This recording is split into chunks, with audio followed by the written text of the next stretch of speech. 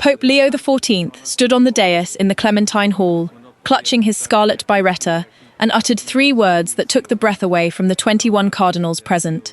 It was the early morning hours of Tuesday, July 21st. Outside the windows of the Apostolic Palace, Rome was just waking up. But within those walls, something was coming to an end. A certain cardinal, a man who had served in the most important bodies of the Roman Curia for over a decade, stood 3 meters from the Pope, his face as white as the marble floor beneath his feet. No name was mentioned. It was unnecessary. Everyone knew. Before we go any further, subscribe to the channel and tell us in the comments where you're watching from. This story began several weeks earlier, in a way that no one in the Vatican has been able to fully reconstruct. Sources close to the Secretariat of State describe a series of meetings that Pope Leo XIV held behind closed doors with a small group of trusted aides.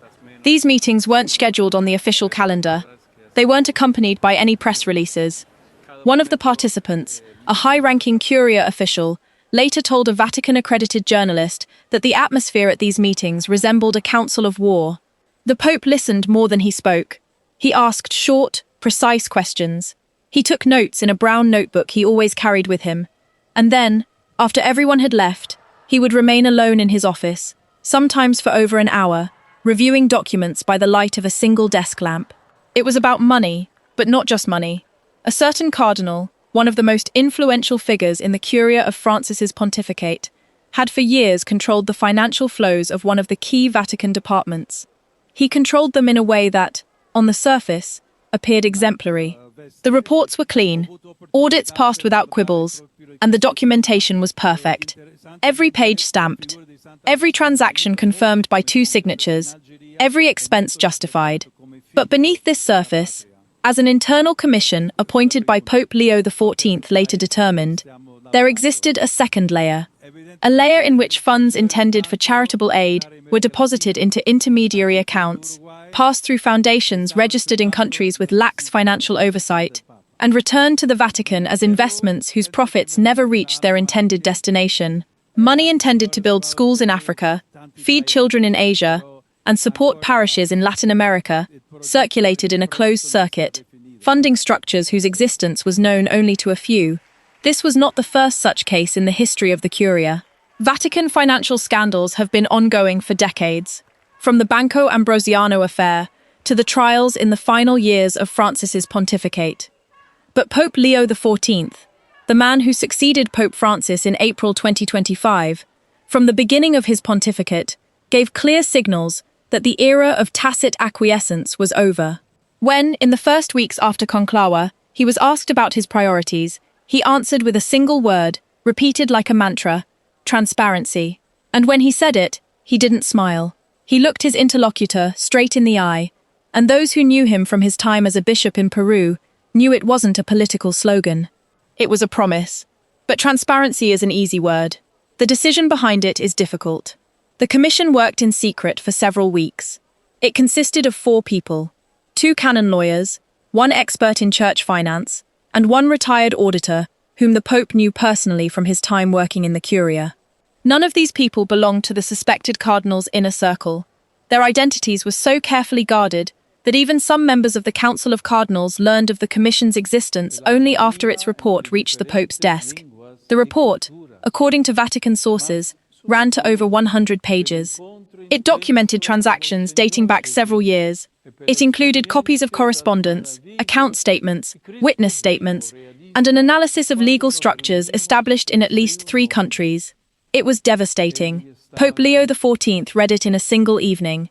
The next morning, before morning mass, he summoned the Secretary of State. We don't know exactly what was said during that conversation, but we do know what happened next. On Monday, July 20th, orders to send urgent invitations began pouring into the Vatican telecommunications headquarters. 21 cardinals residing in or near Rome received a summons to a meeting in the Clementine Hall, scheduled for Tuesday morning at 8 a.m. None of them received information about the agenda. None knew what to expect. They knew only one thing. The summons came directly from the Pope, and that refusal was out of the question. And that was only the beginning. That same Monday evening, a cardinal received a separate message. Sources describe it as a short note, handwritten by Pope Leo XIV, on paper bearing the coat of arms of the Holy See. The note reached the Cardinal via a Vatican courier, who delivered it personally, without intermediaries. The Cardinal's content remained a mystery for many hours. The Cardinal who received it allegedly read it twice, folded it carefully, and placed it in the inside pocket of his cassock. Then, according to a source close to him, he sat at his desk and stared out the window for a long time without saying a word. On the desk lay a cup of coffee, which had already cooled. He did not touch it for the rest of the evening. What was in that note? This was the question on the minds of everyone who watched the events unfold in the following hours.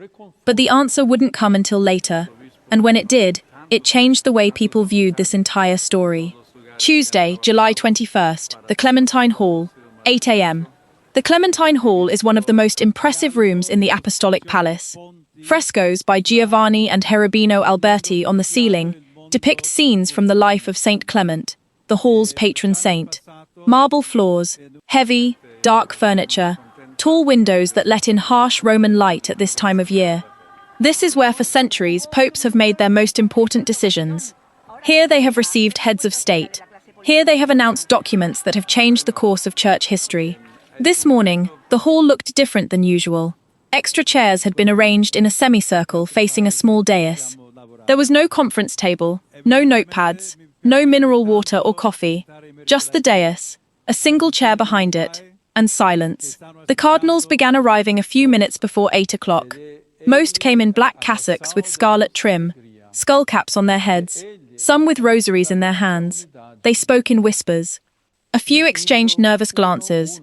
One of the senior cardinals, a man who still remembered the conclave following the death of John Paul II, stood at the window, gazing out at St. Peter's Square, with an expression his neighbor later described as that of a man who senses an earthquake, but doesn't yet know where it will come from. Several tried to find out from the papal secretary what was going on. The secretary replied to each one in the same way, saying that the Holy Father would inform them personally. At 8 a.m., the doors to the hall were closed. The heavy wooden doors closed with a thud that echoed through the hall like a sigh. A minute later, Pope Leo XIV entered through a side door leading directly from the corridor, connecting the hall to the private apartments. He walked alone, unaccompanied, without a master of ceremonies, and without a processional cross. This in itself was unusual. Popes rarely enter anywhere alone. Vatican protocol always calls for at least 2 assistants, but Leo XIV walked alone, and that spoke volumes more than any press release. He stood on the dais, not sitting on the prepared chair. He stood holding the scarlet cardinal's biretta in his right hand and an envelope in his left. For a few seconds, he said nothing. He looked at the assembled people, slowly shifting his gaze from one face to the other, as if to say to each of them, "Remember this moment." And then he began to speak. His voice was soft, but every word reached the back row. He spoke in Italian, a signal of formality. He chose neither Latin, the language of documents, nor English, the language in which he felt most comfortable. He chose Italian, the language of the Curia, the language in which all the most important Vatican conversations took place. He spoke of trust, of how the cardinal's purple is not a privilege, but an obligation, of how those who wear it bear the burden of responsibility, not to themselves, not to their career, but to the faithful, to the Church, and to God. He spoke of how there are situations in which silence becomes complicity, and that there are moments when a pastor must make a decision that no one wants to make, because every such decision has a cost. It costs friendships, it costs alliances, it costs peace. Then he fell silent for several seconds. Sources describe those seconds as some of the longest anyone experienced in that room. One cardinal later said that in that silence, he heard his own heartbeat. And then Pope Leo XIV spoke his name, not his baptismal name, not his surname. He spoke his title and function. A cardinal, prefect of one of the dicasteries, heard his description and realized it was about him. For a moment, he didn't react, then rose from his chair. Sources say his movements were sluggish, as if his body were refusing to obey, as if every muscle were protesting against what his brain already knew, but his heart still refused to accept. The Pope said that based on the Commission's findings, after consulting with the Council of Cardinals, and after personal prayer, he had decided to strip this cardinal of his cardinal dignity, strip him of his purple, and strip him of his right to participate in conclave, to vote in the College of Cardinals, or to wear scarlet. It wasn't a suspension, it wasn't a transfer to another position, nor was it a quiet retirement. It was a demotion, the harshest penalty a pope can impose on a cardinal, short of excommunication, a penalty that has been applied only a handful of times in the history of the Church. A silence fell upon the hall, so profound that one of those present later described it as physically painful. No one whispered, no one moved in their chair, no one looked at their neighbour. The 20 cardinals sat motionless, staring straight ahead, as if each had suddenly realised that the ground beneath their feet was not as solid as they had thought, that the purple they wore was not armour, but a pledge that could be taken away. The cardinal who had lost his purple stood motionless for a moment. Then he took a step forward, not toward the door, but toward the Pope. The hall held his breath. Several cardinals instinctively tensed in their chairs, as if preparing to intervene. But he wasn't going to protest. He wasn't going to shout, to accuse, to defend himself. He was going to return the ring. He took the cardinal's ring from his finger, approached Pope Leo XIV, and extended his hand. The Pope accepted the ring without a word. Their eyes met for a moment, that witnesses describe as lasting an eternity. In the former cardinal's eyes, as one of those present recounted, there was no anger, no contempt. There was emptiness. The emptiness of a man who, in a matter of minutes, had lost everything he had built up over 40 years of priesthood. And then the cardinal, no longer a cardinal, turned and left the hall through a side door. He didn't say goodbye, didn't turn around, didn't look at anyone. No one followed him. What happened in the hours that followed can be described in a single word: silence, but not ordinary silence. It was institutional silence, silence with its own grammar and its own eloquence, silence that is the language of the Vatican. All the bishops of Rome fell silent. No statement was issued. No diocese published a comment. The Episcopal Conference did not call a press conference. None of the cardinals present in the Clementine Hall returned journalists' calls for the rest of the day. The Holy See Press Office issued a 2-sentence statement, confirming only that Pope Leo XIV had made a personnel decision concerning a member of the College of Cardinals, and that the details would be published in due course. 2 sentences, nothing more. In a world where Vatican communiques can run to dozens of pages, those 2 sentences screamed louder than any document. But the bishop's silence was not an expression of solidarity with the punished cardinal. Vatican sources, the same ones who had previously described the Commission's work, tell a different story. The bishops remained silent because they were afraid. They were afraid that the Commission's report contained more than one name. They were afraid that this wasn't the end, but the beginning. They were afraid that Pope Leo XIV, that calm, methodical American with a Peruvian heart, was just beginning, and they had reason to be afraid, because in the hours after the ceremony in the Clementine Hall, rumours began to circulate, not in the media, not at press conferences, in the corridors of the Curia, in the secretariats, in the Vatican bars where officials descend for coffee between meetings.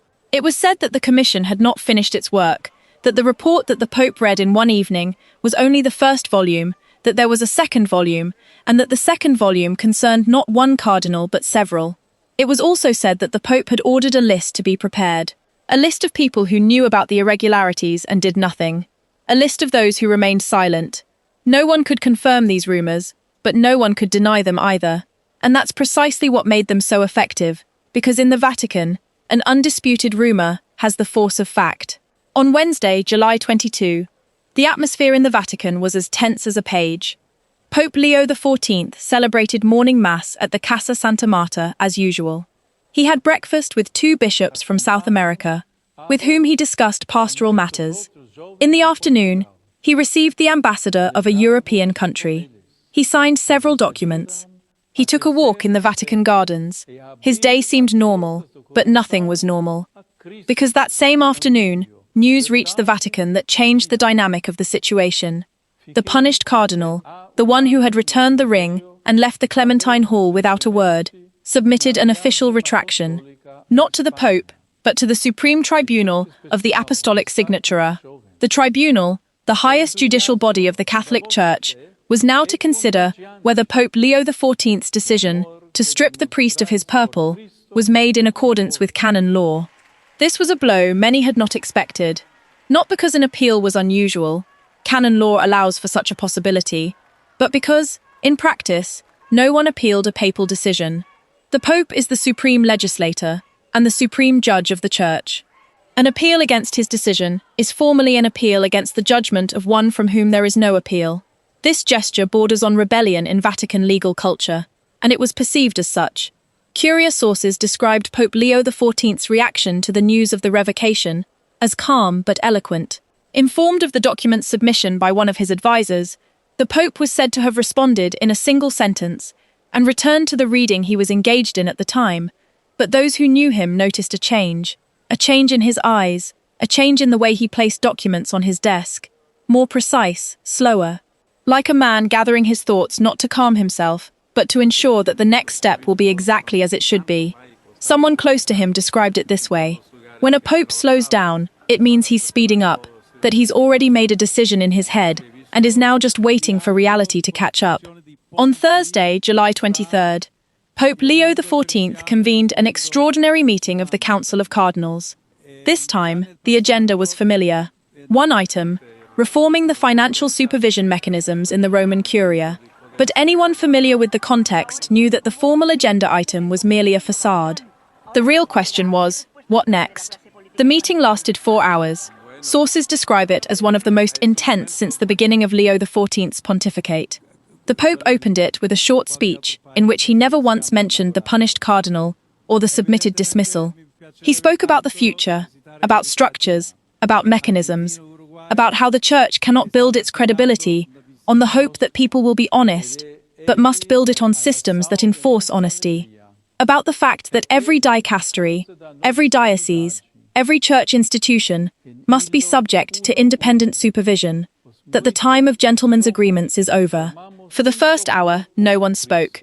The cardinals listened, took notes, exchanged glances, but no one wanted to be the first to speak, because speaking in this room, in this context, meant taking a position, and taking a position meant risk.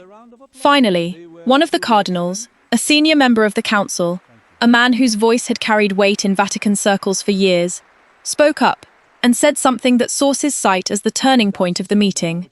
He said that the Pope's decision to strip the purple was necessary, but that the manner in which it was made, without prior notification to the council, without consulting the full college, raised questions about procedure.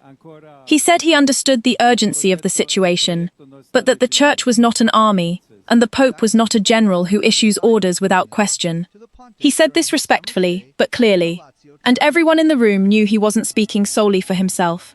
Pope Leo XIV listened without interrupting. When the cardinal finished, silence fell in the room. The Pope looked at him for a few seconds, then replied.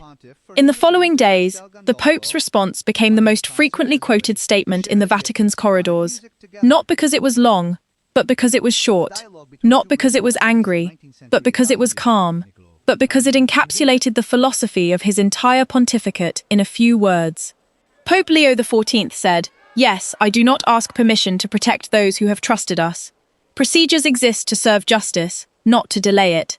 These two sentences resonated through the Curia like a shockwave, because they were not just a response to a single cardinal's question. They were a declaration. The Pope was making it clear that in the dispute between form and substance, between procedure and justice, he would always choose justice, and that those who seek refuge behind procedures would not find it. The senior cardinal nodded. He did not respond, and his silence, that single, wordless nod, was interpreted by many as the moment when the Council of Cardinals accepted the new reality. Not with enthusiasm, not with joy, but with a sense that resistance was futile. That this Pope, this quiet American who speaks little but whose every word weighs a ton, would not back down.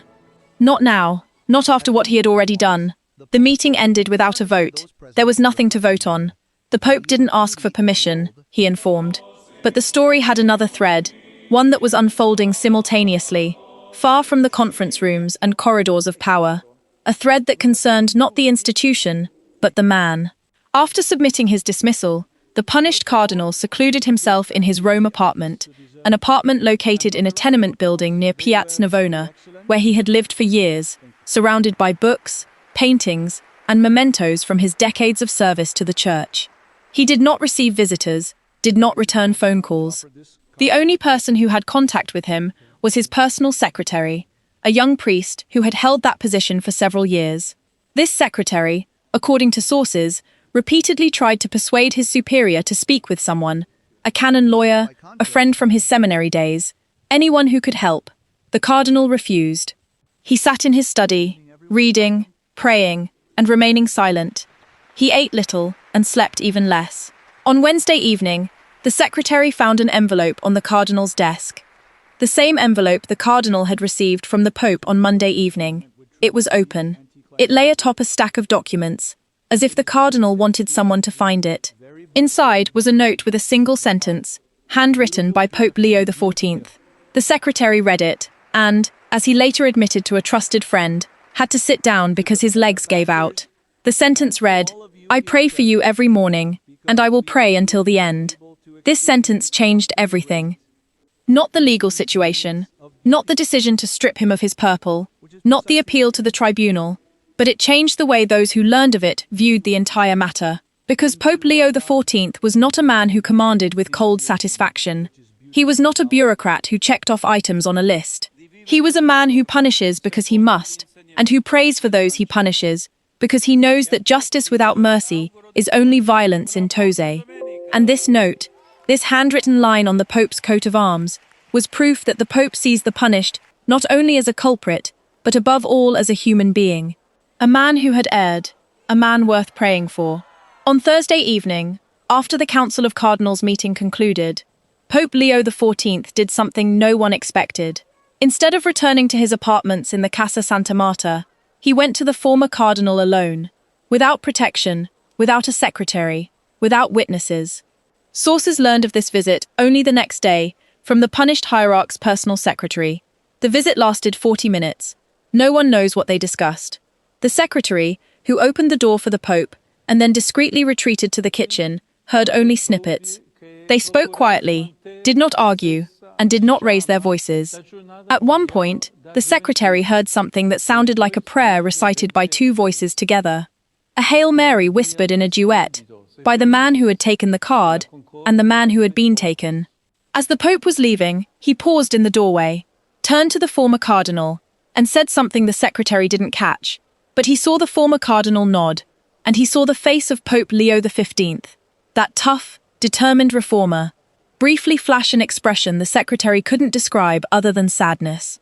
Not regret, but certainty, sadness, the sadness of a man who knows he's done the right thing, and who knows that doing the right thing has its price. The following morning, Friday, the Holy See's press office issued a second communiqué, this time longer. The removal of the cardinal's dignity from one of the members of the college was officially confirmed. The general reasons were given, along with serious violations of duties related to the management of entrusted funds, and actions inconsistent with the principles of transparency and accountability that the Church requires of its pastors. No names were given. It was announced that full documentation would be forwarded to the appropriate Church authorities. The statement concluded with a single sentence, clearly bearing the hand of Pope Leo XIV. The Church is not an institution that protects its own at the expense of those it serves. In the following hours, this sentence became the subject of commentary in media outlets worldwide. It was quoted by journalists from Washington to Tokyo. It was analyzed by Vatican experts and repeated by the faithful in parishes from Krakow to Buenos Aires. And anyone who read them understood that Pope Leo XIV wasn't just talking about one cardinal and one case. He was talking about a principle that would apply from now on, a line drawn in the sand that no one, regardless of rank or seniority, would cross with impunity. The bishop's silence continued for several more days, but it was no longer a silence of fear. It was a silence of reflection, the silence of people who understood that the rules of the game had changed, and that they had to decide which side they wanted to take. Some, according to sources, began to voluntarily contact Vatican supervisory authorities, requesting an overhaul of their dicasteries. Others ordered independent financial audits before anyone asked. Still others, a small number, began quietly seeking lawyers specializing in canon law. Not to defend themselves, not yet. To know what awaited them if their turn came. The appeal filed by the former cardinal with the Supreme Tribunal of the Apostolic Signatura was accepted for consideration. The trial, Acor,